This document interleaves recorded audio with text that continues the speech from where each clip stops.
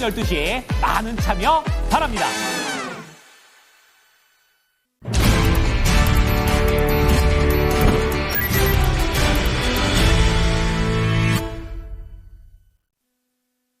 체크앤스탁입니다. 오늘은 챙겨볼 게 많습니다. 두 분의 해안이 그 어느 때보다도 필요한데요. 오늘 함께해 주실 알파경제의 김종일 이사, 토마토 투자클럽 김민주 전문가 두 분 모셨습니다. 안녕하세요. 네, 안녕하십니까. 예, 이슈부터 다뤄봅니다. 미증시 얘기가 빠질 수가 없습니다. 아래 공포가 미증시를 습격했습니다. 이에 따라서 낙폭이 깊게 나왔습니다. 전체적으로 상품 시장도 흔들리는 모습을 보여줬는데 이 부분을 어떻게 우리가 다뤄봐야 될 것인가. 그럼에도 불구하고 우리 증시는 괜찮을까? 괜찮은 쪽은 어디일까? 두루두루 좀 다뤄보도록 하겠습니다. 아래 공포가 수면 위로 올라왔습니다. 이유부터 좀 짚어볼까요? 김민주 전문가님. 네, 일단 어제에 이어서 사실은 이제부터는 과대 낙폭 구간이라고 저는 좀 자신 있게 말씀을 드리겠습니다. 예견된 조정이다. 사실 저하고 여기 이제 PD님 한 분 계세요. 음모론도 주장을 계속 해가고 있었는데 대중공개 자료하고 사실은 괴리감이 너무 컸다. 과연 연준에서 보여주는 대중공개 자료 이런 부분들이 지역적인 부분까지 과연 그 미국의 경기가 뜨거운 곳이 맞느냐. 사실상 오랫동안 지속돼 왔지 않습니까? 뜨겁지 않다. 특히 그 근거로 저는 서비스업을 좀 말씀을 많이 드렸는데 미국은 제조업 국가가 아닙니다. 서비스업이 지탱하는 국가고 GDP의 80%가 서비스업입니다.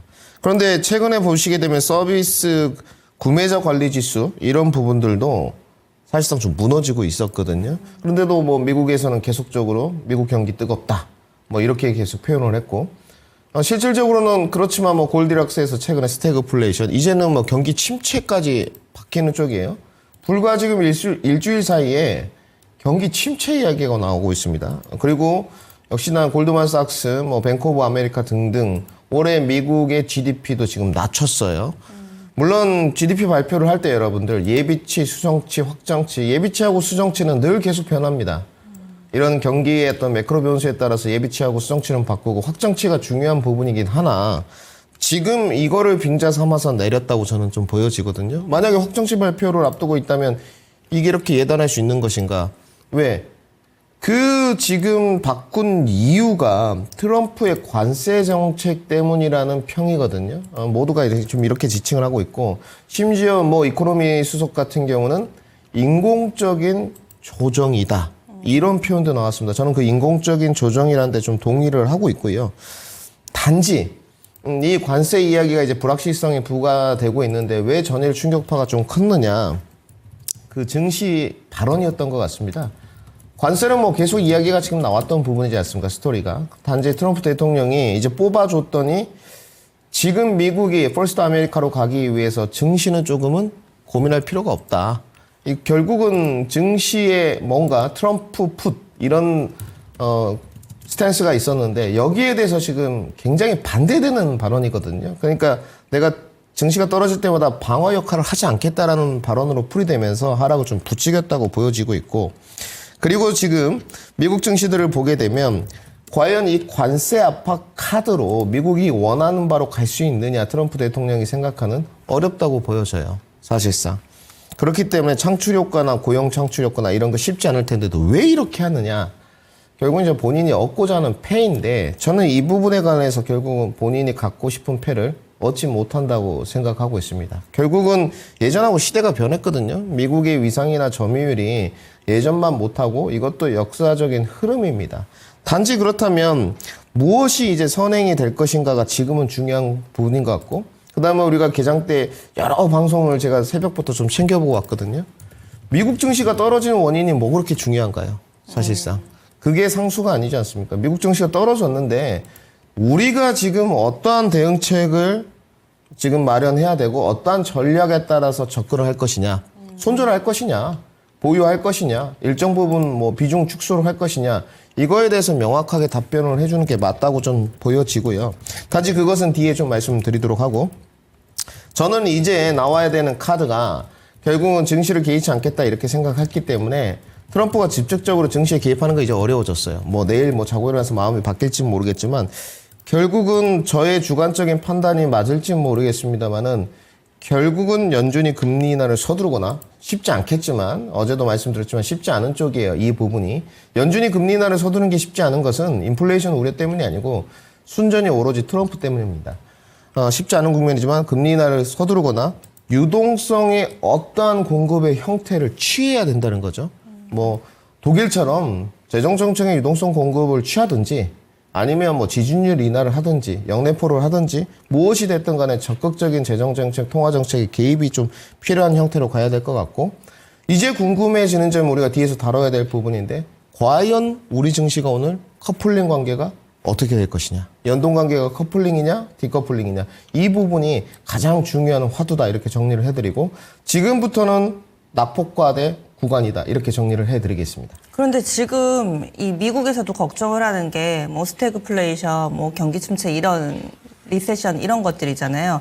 스태그플레이션이라고 하면은 물가는 오르는데 경기는 침체된 상황이고 지금 미국의 트럼프 대통령이 관세를 부과함에 따라서 물가가 오를 것에 대한 우려가 큰데 이러면은 또 재정정책, 통화정책을 쓰기에도 좀 손발이 묶인 상황이 되잖아요. 그렇죠. 이게 이제 경제 이론에 따라서 어제도 말씀드렸지만 연준 입장에서 한 가지 방향만 택해라. 하나만 택해라 이거잖아요. 지금 결국은 관세 정책 계속 부과해서 가격 전이가 소비자로 되기 때문에 다시 인플레이션을 자극하는 형태를 취하지 말고 정말로 완만한 경기 둔화가 이루어진다면 우리가 물가의 어떤 폭을 좀 보면서 상하단 폭을 보면서 결국 우리 금리 인하 횟수를 조절하겠다. 연준의 기본 속내였는데 뭐 잘은 모르겠습니다만 원하는 사람이 대통령이 뽑히지도 않았고 불과 한 달 만에 퍼스트 아메리카를 내세우면서 네. 사실은 자기 입맛대로의 정책을 계속 부과시키고 있거든요. 그러니까 이게 소셜 포지션이 상당히 높은데 자고 일어나면 오늘 유예할 거야 이렇게 말하고 내일 되면 아니야 너무 왔다 갔다 오늘 해요. 할 거야. 예. 그러니까 결국은 우리 시청자분들이 중심을 잘 잡아야 되는데 그 미국 증시가 계속적으로 불타올랐던 부분은 사실상 모두 다가 그 숏을 치시는 분들이 파생 고수들이 상당히 많았어요. 너무나 과도하다 지금. 저도 이 시간대 계속 말씀을 드렸고 사실을 제가 생각하는 부분은 한 1월 말 정도부터 조정이 나올 거라고 좀 생각을 했는데 명절 전후죠. 이것이 2월 달 동안 한 달 더 진행됐습니다. 그래서 뭐 저도 1월, 2월 재미가 상당히 좋았지만 3월 때 이제 위기가 오거든요. 결국은 여러분들 이 위기를 잘 헤쳐나가야지만 좋을 것 같고 제가 봤을 때 오늘 여러 가지 외국계의 그 기술적 하방 지지 지점을 확인을 해봤는데 이게 과연 펀더멘탈 분석에 의한 하방 지지 지점인가 그들이 측정하는 어떤 기술적 하방 지지 영역인가를 좀 판단해봤는데 거의 다 기술적 하방 지지 영역을 이야기했고요. 그들이 말하는 최대 낙폭으로 나스닥 현물 기준에 16,000포인트를 이야기하는 쪽이 있었거든요. 동의합니다. 기술적으로 거기까지 열려있는 것 또한 분명히 가능한 쪽인데 지금부터는 저는 과대 낙폭이라고 보여져요. 왜냐하면 강세장에 갔을 때 뭐 몇 프로가 올랐을 때 몇 프로를 조정받을 것이다. 이러한 역사적 통계가 있지만 사실은 그것도 5대5예요. 단지 저는 동의하는 게 모 경제방송에서 오늘 나온 분이 이런 이야기를 했어요. 포모 현상이 증권사에서 너무 많았다. 저는 그 부분에 관해서는 동의라고. 뭐 대표적으로 두산 에너빌리티도 그랬고 엔터 종목들도 그랬어요. 목표가가 계속 우리 이사님이 말씀하셨을 때는 가격이 쌌죠. 근데 가격이 오르고 나서 뭐 원전도 막 35,000원, 테슬라도 막 800불 내고 이랬거든요. 그런 포모 현상을 좀 경계를 해야 되는 부분 같고 그러면 지금 반대로 막 하락할 때 겁내고 미국 증시 이제 와서 부랴 분석하고 그럴 때인가? 지금은 적극적으로 사야 될 때다. 저는 이렇게 좀 정리를 해드리겠습니다. 너무 과대 낙폭이고 지금은 너무 인위적인 조정이다라고 얘기를 해주시는데 그러면 김 회사님은 어떤 의견이세요? 네, 일단 우리가 여기서 이제 주목해 봐야 될 포인트는 뭐 지금 끝나고 나서 미증시 급락하고 나니까 뭐 미국 정부 쪽에서도 뭔가 진화하려는 노력들이 막 나타나고 있는 것 같은데 근데 중요한 건 트럼프 대통령의 일시적 침체는 뭐 받아들일 수 있다라고 얘기했단 말이에요. 네. 그럼 여기서 얘기하는 일시적은 어느 정도의 기간인가가 저는 가장 궁금합니다. 일시적이라고 하는 구간이 제가 보기엔 아무리 길어야 상반기 정도일 가능성이 높다라고 보고 있고요. 지금 고용지표 둔화를 가장 우려하고 있는 부분 아닙니까? 그래서 지금 미국에서 소비가 꺾이고 있는 것도 문제지만 고용의 둔화를 굉장히 눈여겨보고 있고 이런 고용의 둔화가 소비 둔화를 더 촉진시킬 것이다라는 그런 우려감이 나타나고 있는 것인데 그러면 지금 나타나는 어저께 이제 발표됐던 그런 여러 가지 지표에서 고용 지표에 관련된 불안감은 어디서 나오고 있는가? 지금 정부 효율부에서 시도하고 있는 공무원들을 엄청나게 지금 구조조정하고 있는 것 자체가 가장 큰 요인 아니겠어요? 근데 이제 공무원 잘라내는 게 뭐 1년 내내 지속될 리는 없잖아요. 아마도 길어봐야 상반기 뭐 이렇게 마감될 가능성이 높아 보이고, 그다음에 이제 미국의 본질이라고 하는 소비는 조금 둔화될 가능성이 있어 보이긴 하는데, 왜냐하면 뭐 초과 주식도 마이너스로 돌아섰고 여러 가지 요인들이 악화되니까 소비는 둔화될 것 같기는 한데, 원래 아시지만 1분기는 미국의 제조업이 돌아가는 그 기간이 아닙니다. 왜냐하면 지난 4분기에 쌓여있던 재고를 다 소진하고 나서 보통 1분기보다는 1분기 말 2분기 초부터 다시 재생산을 시작해서 공장들이 돌기 시작하죠. 그러니까 그런 제조업들의 전반적인 순환 과정을 봤을 때도 지금 나타나고 있는 여러 가지 침체 분위기는 길어야 상반기까지다라는 거고요. 그러면 뭐 트럼프 대통령이 얘기했던 이런 일시적 효과 자체도 아마도 그 정도일 가능성이 높고, 그다음에 지금 트럼프 대통령이 얘기했던 여러 가지를 실제로 하고 있는데 안 하고 있는 게 뭡니까? 바로 절세. 그러니까 세금 줄여주는 부분, 감세 이런 부분은 아직까지 뭐 구체적으로 나온 것들이 없잖아요. 그다음에 미국 기업들에게 어떤 혜택을 줄지도 아직까지 나온 게 없습니다. 그러면 지금까지는 증시에 부담되는 것만 했는데 이제 증시에 뭔가 선물을 줄 때도 됐다라고 봐야 되겠죠. 그래서 그런 측면에서 놓고 봤을 때 저도 뭐 결론은 뭐 김민재 전문가와 비슷한데요. 지금의 하락이 뭐 각도로 봤을 때, 그다음에 종목별로 봤을 때, 특히 뭐 테슬라 같은 거 보면 너무 무섭잖아요. 올라갈 때도 무서웠지만 떨어질 때도 너무 무서운데, 지금 이 가격은 도망갈 가격인지에 대해서는 뭐 저도 그렇지 않다라고 판단하고 있기 때문에 단기적인 어떤 일시적 변동 가능성은 남아 있겠죠. 그런데 그런 변동성에서 우리가 싼 가격의 주식을 조금 걷어갈 수 있는 미국의 좋은 주식들도 결국은 올해 뭐 성과가 좀 좋지 않다고 하더라도 싸다면 사야 될 시기가 오지 않았겠어요. 그래서 테슬라는 좀 $200 근접하면 뭐 살만한 시기가 아닌가라고 보고 있기 때문에 뭐 그런 관점에서 테슬라도 마찬가지고, 나머지 M7 중에서도 모든 종목을 뭐 담을 수는 없겠습니다만 가격이 그동안 비싸서 못 샀던 종목군들이 할인했을 때도 못 사면 언제 사겠습니까? 그래서 지금처럼 뭐 박앤세일이 진행됐을 때 분할 매수 정도의 관점에서는 담아봐야 되는 그런 종목이 아닌가라고 봐야 될 것 같고요. 또 여기서 핵심 포인트는 뭡니까? 지금 미국 증시와 정확하게 맥락을 같이 하고 있는 것, 달러 인덱스입니다. 달러 인덱스가 떨어지면서 거의 떨어지는 비율과 떨어지는 각도만큼 미국 증시도 조정을 받고 있거든요. 그래서 이런 부분들 한번 좀 고민해 봐야 되지 않나, 이렇게 좀 보고 있습니다. 네. 그래서 두 분 나란히 과대한 하락이다라는 데는 의견에 동의가 나오고 있습니다. 그리고 또 트럼프 대통령이 이렇게 증시에 다소 좀 악영향을 끼친 만큼 이제는 또 선물을 줄 때가 되지 않았느냐라는 시각도 같이 좀 나왔는데요. 그렇다면 우리는 어떻게 해야 될 것인가, 여기에 대해서 포커스를 맞춰보겠습니다. 아무래도 오늘은 영향을 좀 피해갈 수 없지 않을까, 힘들지 않을까라는 예상도 같이 좀 해보는데요. 어떻게 대응 전략 세우고 계세요, 김민재 전문가님? 저는 그 뭐 개인적인 이야기를 좀 드린다면 뭐 곡해하실 수도 있을 것 같아요. 근데 저는 저희 방송 왜 안 부르는지 모르겠어요. 갑자기요? 네, 왜냐하면 이사님 말씀을 경청하면서도 여러 방송국에도 있어봤고 개장 방송이 제가 처음 나오는 게 아니잖아요. 이런 방송이 있나 싶은 게, 왜냐하면 앵커님의 질문이 굉장히 날카롭잖아요, 사실상. 이런 부분이. 왜냐하면 제가 아침에 모든 경제방송 돌려보고 왔는데 이런 질문지를 하는 데가 없었어요. 결국은. 뭐 이제 출연자들 불편할 수도 있겠지만 저는 사실 이게 맞다고 싶어요. 왜냐하면 시청자분들이 실질적으로 도움을 받아야 되는 부분이, 물론 의사결정 과정을 통해서 본인들이 결정해야 될 부분입니다만은 내 생각과 좀 같은지, 내가 지금 고민하고 있는 영역에 대해서 출연자가 언급을 해주고 있는지, 이게 중요하다고 저는 판단하고 있거든요. 그렇다면 지금 시청자분들이 걱정하는 게 뭐겠습니까? 미국 증시 왜 떨어졌나, 이 부분 아니거든요. 그래서 저는 미국 증시 아침에 분석할 때도 굉장히 그 글 기사를 길게 쓰는 편인데 뭐 게재한 지는 지금 뭐 몇 년 됐죠. 10년 넘게 글 게재를 하고 있지만 오늘 이렇게 썼습니다. 트럼프가 한 건 했다. 돌발 발언. 이게 끝이었습니다. 그러니까 이게 궁금한 내용이 아니에요. 트럼프가 무슨 발언을 했고 미국 증시가 왜 떨어졌느냐가 중요하지 않고, 우리가는 뭐 주식쟁이니까 내 종목에 대한 결정 포인트라든지 어떠한 전략을 취해서 오늘의 시장을 일단 넘어갈 것이냐. 그러면 저는 오늘은 좀 굉장히 지엽적인 부분으로 가야 된다고 봐요. 원래 위기에 강해야지만 증시는 늘 1년 동안 운행을 하면 한 번씩 두들겨 맞습니다. 그렇죠. 어쩔 수 없어요, 여러분. 매해 이런 거는 매해 생겨요. 근데 매해 나갈 때마다 이런 패턴들이 다들 나오지 않죠. 지나고 나서 또 아마 오르면 매수하라고 그때 했다. 샀어야 그때 되는데. 이야기할 건데 이런 거는 경제방송들이 지양해야 될 부분이고 저는 이렇게 보고 있습니다. 오늘 세 가지 포인트가 있는데 일단 매매하시는 분들 네. 전량 매도를 한 다음에 하방 경직성을 확인할 것이냐. 굉장히 아파요. 이 부분은. 내가 매매를 진행하고 있지만 일정 부분 내 원칙을 지키기 위해서 손절매를 감행한다. 이거 너무 아프죠. 근데 이 손절매가 사실상 비합리적인 거냐? 그렇지 않죠. 내일 모레 지금 매크로 변수가 큰 게 다가와 있어요. 이따가도 제가 이거 이사님 이야기를 경청해 보겠지만 어제 선물 계약수도 굉장히 괴리감 차이가 있었습니다. 외국인들 선물 매수 매도 동향하고 미결제 증감 감소 이런 부분하고 전혀 맞지가 않았어요, 사실상. 미결제 굉장히 감소가 많이 됐고 증감되지 않았다는 부분이고.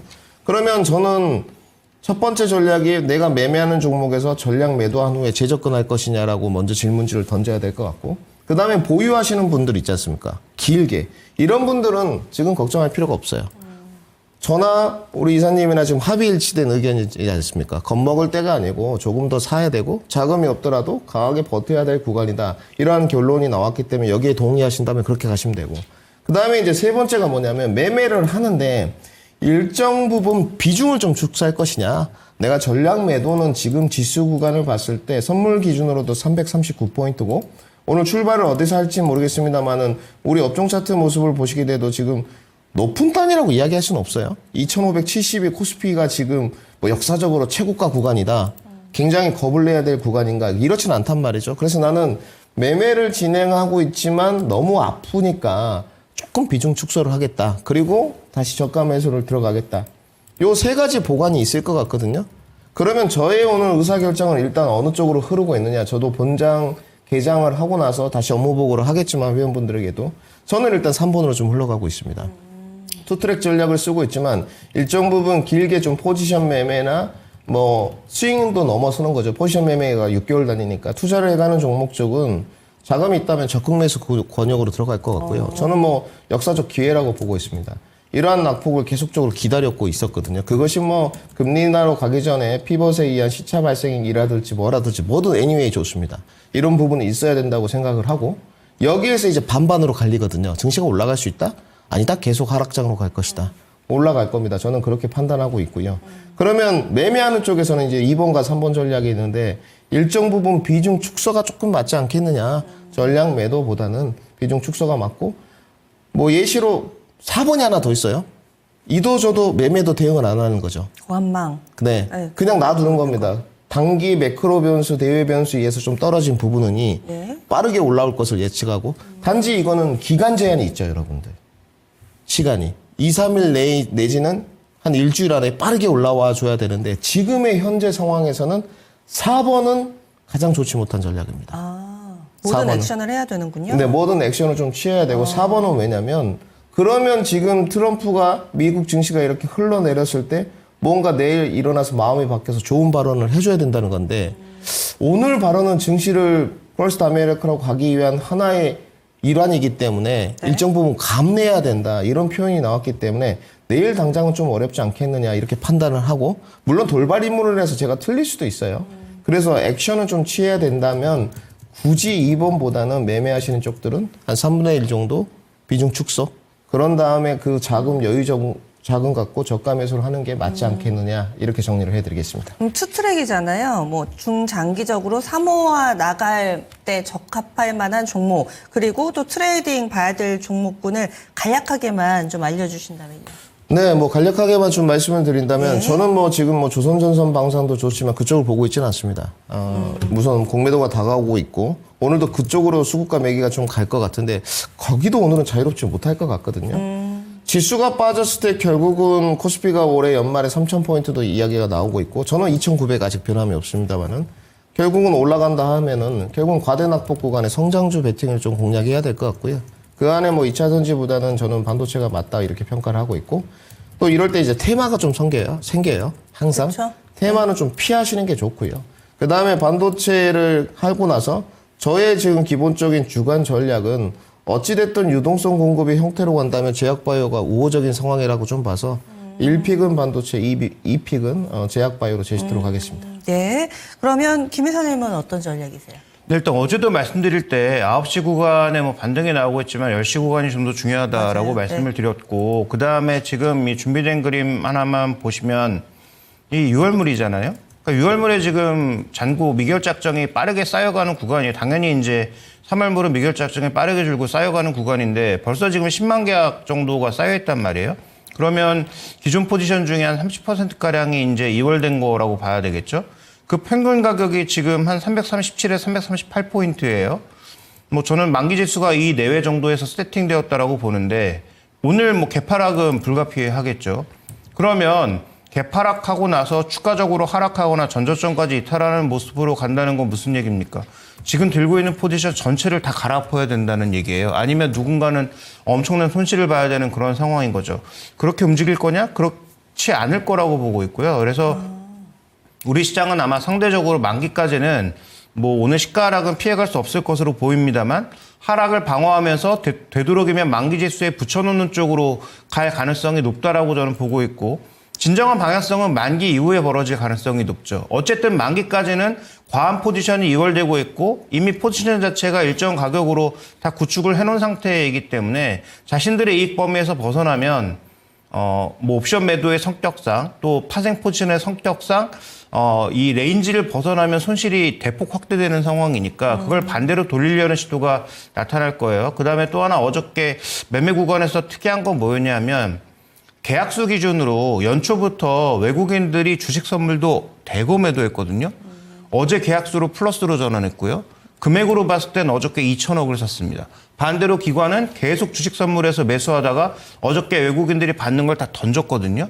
그러면 지금 3월 말 동시만기에 따라서 일정 부분 청산한 물량들은 청산하고 있고 새로 이제 포지션을 구축하려고 하는 그런 자금의 순환이 우리 시장 내에서도 빠르게 나타나고 있다라고 봐야 돼요. 그래서 그런 파생 상품의 전체적인 흐름으로 봤을 때 저는 우리 시장의 상대적 강세는 이어진다. 여기서 상대적 강세는 오늘 플러스 난다는 얘기가 아니에요. 미국만큼 안 빠질 가능성이 높다라는 얘기고, 그렇게 본다면 지금은 저는 이 두 가지 이 축, 지금 뭐 주방 엔터 뭐 원자력이라고 하는 연초부터 좋았던 뭐 관세 상대적으로 자유로운 쪽도 뭐 조정을 많이 준다면 뭐 관심 가져볼 만한 영역이 아닌가라고 보고 있고, 반대로 뭐 최근에 뭐 철강 화학 뭐 2차 전지까지 정말로 보기도 싫게 빠지기만 했던 그런 종목군들도 뭐 저점에서 반등하고 있잖아요.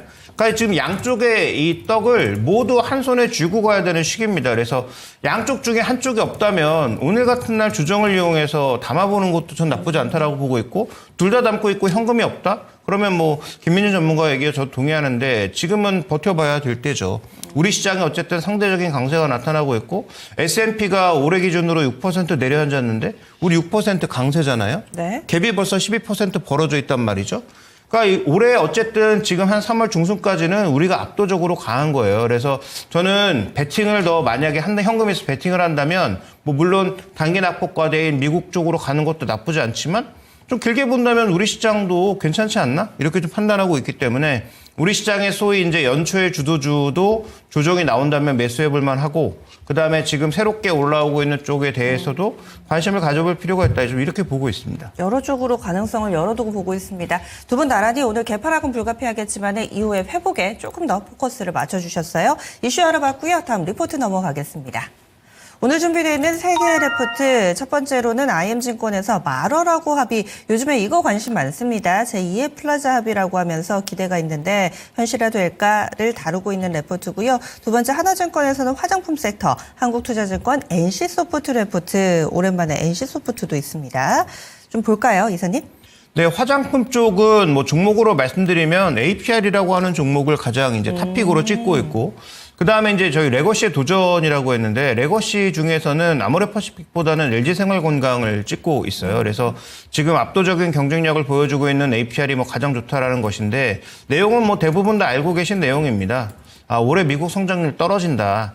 그 다음에 지금 그동안 미국에서 좋은 성과를 보였던 종목군들이 경쟁에 노출되어 있다.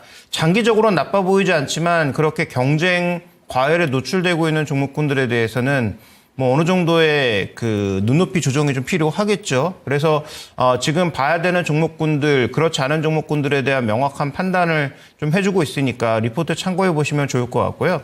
자, NC소프트는 제목이 모든 걸 말해주고 있고, 그다음에 리포트의 페이지 수가 모든 걸 말해주고 있습니다. 2페이지짜리 리포트예요. 그러니까 별로 할 얘기 없는데 그냥 얘기하는 거예요. 그래서 NC소프트는 새 게임이 올해 뭐 준비되고 있는데 이 새 게임들이 몇 년간 준비한 프로젝트라는 거죠. 아이온2의 하반기에 굉장히 기대를 걸고 있지만 아시는 바처럼 최근에 MMORPG도 전부 실패하고 있고 그다음에 지금 MMORPG를 벗어나서 여러 가지 새로운 게임들 시도해봤는데 이건 또 기존의 MMORPG만 하다 보니까 게임 문법을 잘 모르는 게 아니냐라는 평가까지 받고 있잖아요. 그래서 지금 NC소프트는 칼을 갈고 있지만 이미 제목에서 나와 있지 않습니까? 뭔가 준비는 많이 하고 있는 것 같은데 지금은 사람 잘라서 비용 낮춘 거 말고는 별로 쳐다볼 만한 내용이 없는 거죠. 그래서 신작 게임에서 얼마만한 퍼포먼스를 보여줄 수 있느냐에 대해서는 여전히 물음표고 따라서 뭐 투자 의견도 여전히 긍정적이지는 않습니다. 그래서 우리가 흔히 악재가 가장 높을 때 주식을 사야 되는 시기라고는 하나 게임 산업의 특성상 지금 뭐 국내에서 유저 확보와 수익 확보는 어렵기 때문에 글로벌하게 갈 수 있는 그런 상황이 나타나야 되고 글로벌 시장에서 꽤 능력을 보여줘야 될 텐데 뭐 중국 게임의 경쟁력이 꽤 올라온 상황이다 보니까 일단 뭐 중국 쪽은 쉽지 않은 것으로 보이고 그러면 뭐 유럽이라든지 뭐 인도라든지 이런 시장에서 뭐 콘솔이나 다른 쪽으로 뚫어낼 수 있는 그런 어떤 하나의 돌파구가 필요한데 아직 NC소프트는 이걸 좀 마련하지 못한 것 같다. 그래서 게임 쪽에서는 뭐 여러 번 강조드렸지만 크래프톤을 제외하고는 그렇게 크게 아직 볼만한 종목이 보이진 않고 있다. 그래서 올해 전반적으로 콘텐츠가 나쁘지 않을 걸로 보는데 게임 그중에서도 NC소프트는 아직은 조금 신중함이 필요한 것 같다라고 말씀을 드리고 싶습니다. 첫 번째 레포트 소개해 주세요. 네, 첫 번째 레포트가 오늘의 이제 핵심인데요. 이 마로라고 리조트는 뭐 다 아시는 것처럼 트럼프 대통령. 근데 지금 이 마로라고에서 뭔가 협의가 있을 가능성을 언급하고 있습니다. 그래서 과거 플라자 합의처럼 또 전 세계 사람들이라기보다는 전 세계 이제 주요 선진국도 정상들 모아놓고 달러 약세 합의를 끌어내는 게 아니냐. 그 다음에 달러 약세로 가지는 못하더라도 왜냐하면 과거에는 국가가 환율을 통제했잖아요. 근데 이제 금융시장이 커지면서 민간 부분에서 이제 다 통제하고 있는 상황이다 보니까 정부의 통제로 환율이 잡히지 않을 것이기 때문에 마로라고 합의 가능성은 낮지만 지금 또 어떤 얘기가 되고 있냐 하면 미국의 지금 재정 부담이 너무 높다. 이걸 계속 지적하고 있는 거잖아요. 그러니까 100년 국채 발행하자. 이 얘기가 나오고 있습니다. 그다음에 이미 국채 가지고 있는 중국이나 일본이나 이런 국가들 협박해서 거의 무이자 수준의 100년 국채로 바꾸자. 뭐 이런 논의가 지금 진행되고 있는 상황이란 말이죠. 이게 정말 될 거냐라는 것입니다. 그다음에 지금 달러의 실질 실효 환율이 미국의 입장에서 보면 이렇게 높으니까 실질 실효 환율이라고 하는 거 모든 걸 적용한 환율이잖아요. 근데 지금 이 실질 실효 환율이 어느 수준까지 가 있느냐? 85년도에 플라자 합의가 될 정도로 가 있다라는 거죠. 그럼 미국의 입장에서 봤을 때는 누군가는 미국을 계속 희생시켜서 미국의 달러 가치를 이렇게 끌어올려 놨다라고 생각하고 달러 가치를 낮추고 싶어 한다면 그러면 지금 미국 증시 빠지는데 지금 달러 인덱스까지 같이 빠지니까 2배 하락 압력을 받을 수밖에 없는 그런 상황의 변동성도 노출될 수가 있는 거죠. 그래서 지금 이 부분 그 리포트에서 박상현 이코노미스트가 얘기하고 있는 것은 마로라고 합의나 100년 국채가 나올 가능성은 없지만 어쨌든 이것으로 인해서 각국의 여러 가지 정책들을 막 쏟아내다 보니까 제가 지난주부터 계속 리포트에서 강조드리고 있는 대로 환율 변동성이 커질 수 있다는 걸 지적하고 있는 거예요. 다음 이제 준비된 그림 보시죠. 지금 국제 수익률이 떨어지는 것과 그다음에 지금 현재 구간에서 달러 인덱스가 지금 103까지 내려갔잖아요. 그러면서 미국 증시 무너지는 게 지금 동일한 그림으로 가고 있단 말이죠. 네. 이게 이제 뭐 경기 침체에 대한 우려일 수도 있고 여러 가지 상황들을 반영하고 있다라고 봐야 되는데 어쨌든 다 같은 방향으로 움직이고 있는 미국채 수익률, 그 다음에 달러 인덱스, 미국 증시 이게 이제 같은 방향으로 흘러가고 있기 때문에 이 환율 변동성이 단기적인 어떤 증시의 하나의 마켓 드라이버일 수 있다. 그러면 환율이 안정되거나 어떤 완연한 방향성을 보여줄 때 우리가 생각하는 반전 포인트가 나올 수 있다는 점에서 환율을 단기적인 시장의 마켓 포인트로 보시는 게 좋지 않을까. 그다음에 이제 한 가지 아쉬운 것은 이런 식의 달러 약세가 나타나고 있음에도 불구하고 원화가 여전히 1,450원에 갇혀 있다는 게 좀 아쉬운 부분이기는 하죠. 그러면 우리 증시의 상대적인 강세가 나타나기 위해서는 결국은 이 달러 약세에 대응해서 원화가 얼마만큼 강세로 갈 수 있는가. 물론 최근의 요소는 다 유로화 때문에 나타나고 있는 달러 인덱스 약세이기 때문에 이런 부분들에 좀 기대고 있다라고 봐야 되는데 반대로 유로는 강세를 보이면서 유로 증시는 모두 초강세잖아요. 그래서 우리나라 그 코스피도 원 달러가 강세로 가는 즉 환율이 내려와야 좀 더 방향성을 보이면서 위로 올라갈 수 있다라는 포인트까지도 더불어서 언급드리겠습니다. 충분히 설명을 열심히 잘해주셨는데 방송 끝나고 나서 저도 한 번 더 자세하게 리포트를 살펴보겠습니다. 상당히 좀 흥미로운 내용들 그리고 요즘 말하라고 합의가 벌어질 것인가 여기에 대해서도 워낙에 좀 논의가 많기 때문에 여러분들도 관심 있으시면 한 번 더 읽어보시면 좋을 것 같습니다. 다음은요. 빅데이터 넘어가겠습니다. 네, 김민주 전문가의 빅데이터 어제 핫했죠. SK 이노베이션 이 시간에도 등장을 하네요. 빅데이터는 또 어떻게 나왔는지 궁금합니다. 알려주시죠. 네, 빅데이터는 그렇게 나쁘게 나오진 않았습니다. 그렇다고 뭐 우호적으로 나오지도 않고 뭐 제가 감추려고 해서 감추는 건 아니고 저희 네. 이제 피디님 수요일만 좀 공개를 해라. 피디님 핑계를 좀 대보고요. 단지 그 한 55% 정도에서 58% 정도까지 상승 확률. 목표가 도달 확률이 아니고 상승 확률이 좀 올라갔다는 부분인데 SK 이노베이션이 이제 왜 준비했냐면 뭐 정제 마진이 크게 좋아지고 개선되고 이런 거 없습니다. 이런 거 없고요. 단지 최근에 어떤 뭐 유가 종목까지 조금 전이가 되지 않았나 모멘텀 부분이 이렇게 생각하는데 저는 SK온 상장을 좀 고민하면서 어제 빅데이터를 좀 돌려봤습니다.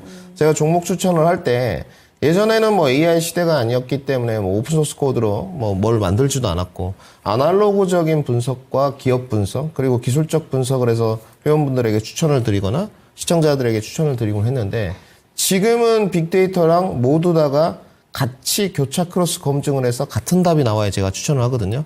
뭐 제가 틀릴 때도 있습니다.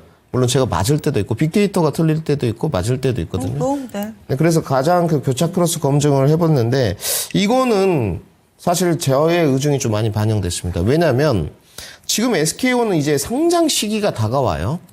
우리 시청자 여러분들이 잊어버리셨겠지만 뭐 아마 이 내용들이 좀 나올 겁니다. 연말쯤 되면 경제방송에 올해 지금 다룬 쪽이 없더라고요.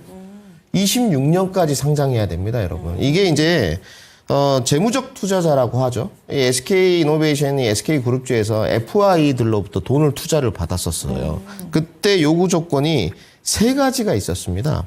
당연히 콜옵션 행사가 있었고요. 뭐 이건 당연한 거고 IRR 내부 수익률 부분입니다. 그 다음에 여러분들 잘 모르시는 드래그 얼롱이라고 하죠. 동반 매도 요구권. 우리가 원하는 쪽이 아니면 SK 이노베이션 주식까지 같이 동반 매도를 요구하겠다.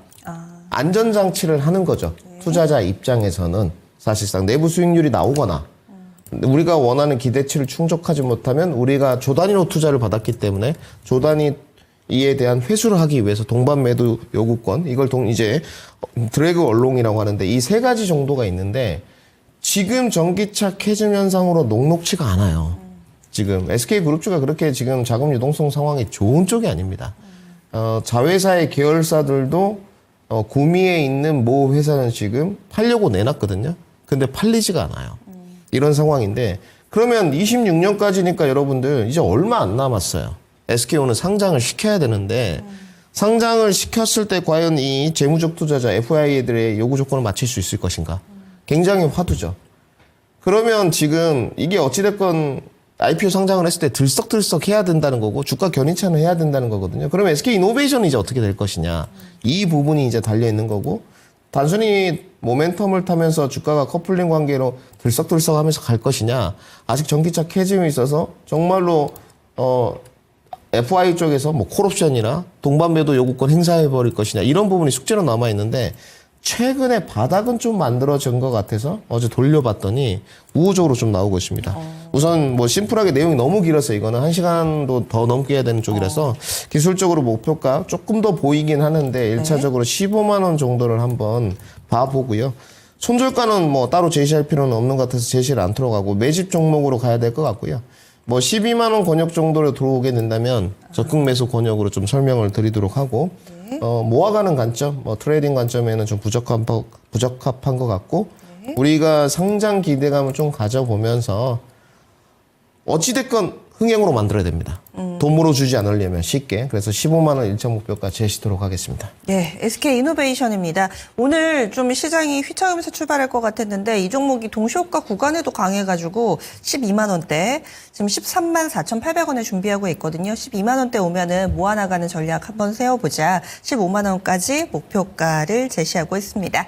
이렇게 해서 체크앤스탁이었고요. 지금 현재 동시호가 구간 와 있습니다. 보겠습니다.